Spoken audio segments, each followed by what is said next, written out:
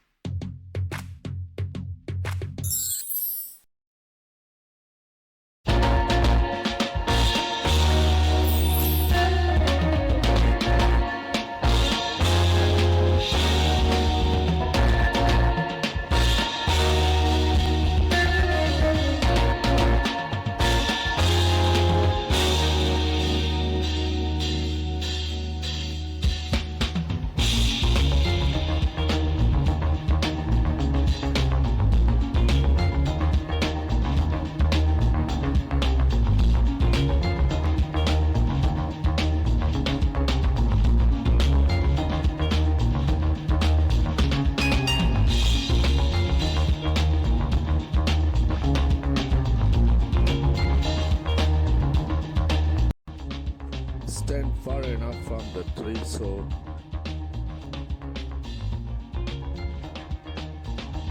you can view the whole tree without moving your head. रुखदेखि टाढा उभिनुहोस् जहाँबाट पुरै रुख देख्न मिलोस्। टाउको सिधा अवस्थामा हुनुपर्दछ। Hold a pencil or a stick at the arm's length. हातलाई सिधा राखी सिसा कलम वा लट्ठी समात्नुहोस्।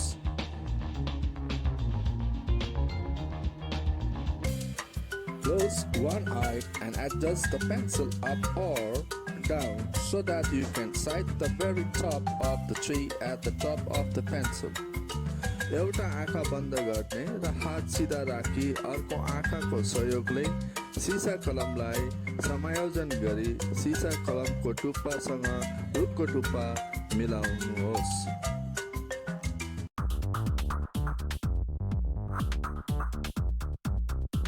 Move your thumb up or down the pencil so that the tip of your thumbnail is aligned with the tree's base.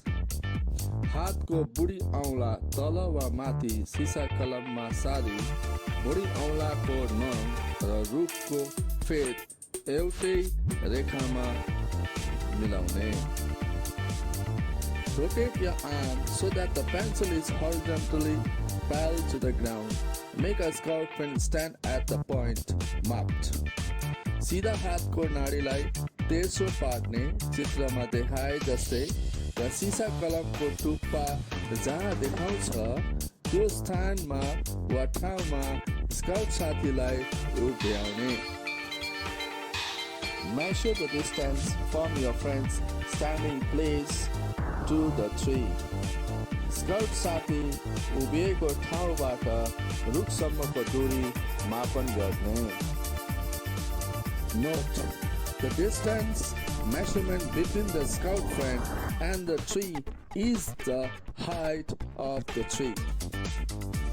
Note: साथी उभिएको ठाउँबाट रुखसम्मको दूरी नाप नै रुखको उचाइ अनुमान नाप हुनेछ।